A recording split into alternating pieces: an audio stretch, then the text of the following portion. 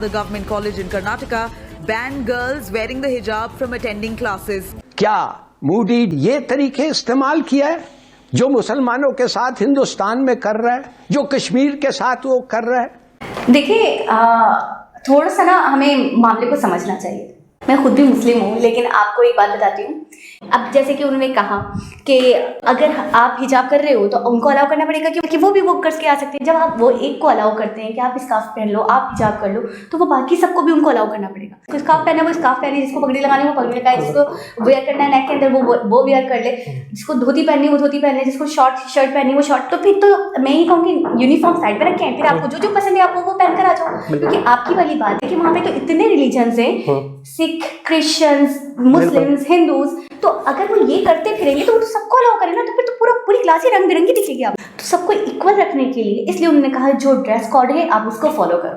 कि अभी 2 दिन पहले की बात है, लाहौर में वहां पे 2 लड़के पकड़े गए जो ऐसे ही बुर्के पहन के और हिजाब पहन के गर्ल्स कॉलेज के और स्कूल्स के बाहर खड़े होकर लड़कियों को तंग कर रहे थे। उसके बाद वो अरेस्ट हुए हैं, उनकी पिक्चर्स आई हैं, उन लड़कों ने बुर्के पहने हुए थे। देखिए, जो आपकी बुर्के वाली बात है, कश्मीर में तो आतंकवादी पकड़े गए बुर्का लगा के।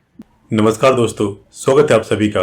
जैसा कि आप जानते हैं कि कर्नाटक में एक अलग ही शोर मचा हुआ है और वहाँ पे कुछ मुस्लिम छात्र लड़कियों ने स्कूल में हिजाब पहन के जाने को उनका राइट कहा कि यह उनका राइट है। इसके ऊपर कुछ हिंदू लड़कियों और लड़कों ने भी फिर भगवे वस्त्र पहन करके उनका प्रोटेस्ट किया, जिसके बाद उन कॉलेजों में सिर्फ और सिर्फ यूनिफॉर्म पहन के आने को गवर्नमेंट की तरफ से कहा गया। लेकिन इस पॉइंट को, जैसा कि आप पाकिस्तान के कैरेक्टर को जानते हैं और उसी पाकिस्तान माइंडसेट वाले कुछ इंडिया में जो मौजूद हैं मुल्ले, वो हमेशा कोई न कोई ऐसा पॉइंट ढूंढते रहते हैं जिसमें कि यह दिखाया जाए कि मुस्लिमों को दबाया जा रहा है, और उस बात में चाहे कोई लॉजिक हो न हो, बिना सैर पर की बातें करते हैं जिसको कि एक नॉर्मल बंदा भी समझ नहीं सकता। तो फ्रेंड्स, आइए इस वीडियो को देखते हैं।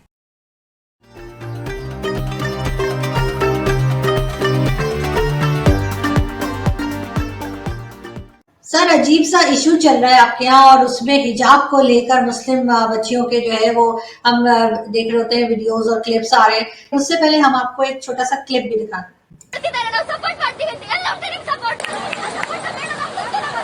तो क्या हो रहा है, ये हिजाब को लेके इतना हंगामा क्यों?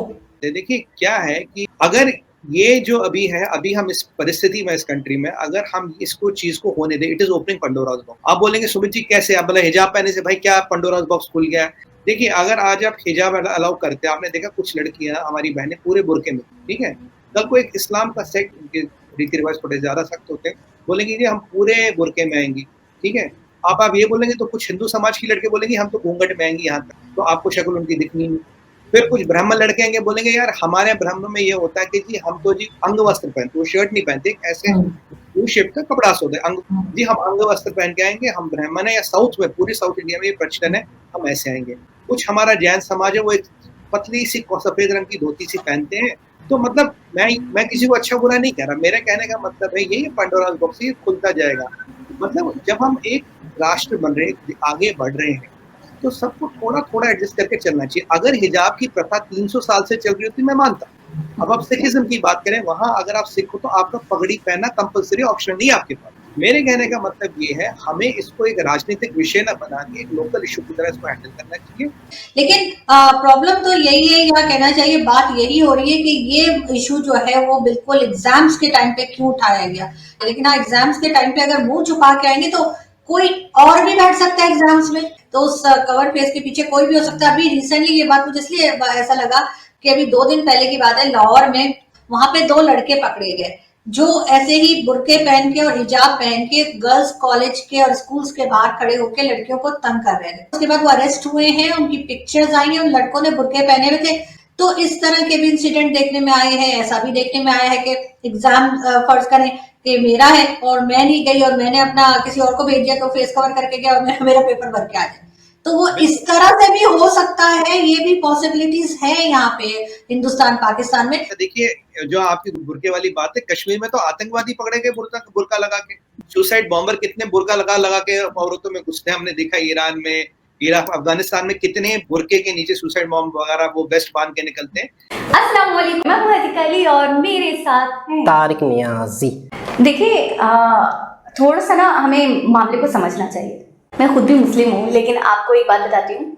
अब जैसे कि उन्होंने कहा कि अगर आप हिजाब कर रहे हो तो उनको अलाउ करना पड़ेगा कि वो पगड़ी भी बंद करा सकता है। किसी के रिलीजन में इस तरीके से जो शॉर्टली जो स्कार्फ वेयर करते हैं, ठीक है, येलो कलर का, उनके रिलीजन में वो है, तो उनको तो अलाउ करना पड़ेगा कि वो भी वो करके आ सकते हैं। जब आप वो एक को अलाउ करते हैं कि आप स्कार्फ पहन लो, आप हिजाब कर लो, तो वो बाकी सबको भी उनको अलाउ करना पड़ेगा। तो सबको इक्वल रखने के लिए इसलिए उन्होंने कहा जो ड्रेस कोड है आप उसको फॉलो करो। सबसे पहले तो हम ये देखते हैं कि वाकई इंडिया में बहुत सारे मज़हब हैं, बहुत सारे कल्चर हैं, ठीक है ना।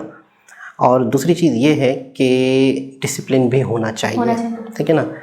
अगर कोई इस तरह का इशू आता है तो सबसे पहले हमें ये देखना चाहिए कि इशू की नौयत क्या है, मतलब है कि गहराई कितनी है। अब देखिए हर चीज़ की नौयत है। अब ड्रेस कोड रखने का मकसद ये तो ड्रेस कोड तो फिर उसका मकसद वो तो हो गया ना कि जो चाहे वो करके आ जाए। तो अगर वो ये करते फिरेंगे तो वो तो सबको अलाउ करें ना, तो फिर तो पूरी क्लास ही रंग बिरंगी दिखेगी आपको। और दूसरी बात ये, मैंने अभी आपको मिसाल दी, मैं तो पाकिस्तान में हूँ, मैं मुस्लिम हूँ अल्हम्दुलिल्लाह, और मुझे ऐसा लगता है कि स्कार्फ नहीं पहनने से ऐसा नहीं है नाउज़ुबिल्लाह कि आप मुसलमानों की लिस्ट से खारिज हो जाते हो। ऐसा है, इतनी ज्यादा इसकी ये चीज अब मेरे ख्याल में आप बात को समझिए। अब मेरे ख्याल में इम्पोर्टेंस है, लेकिन ये ऐसा नहीं है जैसे कि इन्होंने कहा कि इतना कंपलसरी नहीं है कि अगर ना पहनूं तो मैं उसी दिन इस्लाम की लिस्ट से खारिज हो जाऊंगी, ठीक है।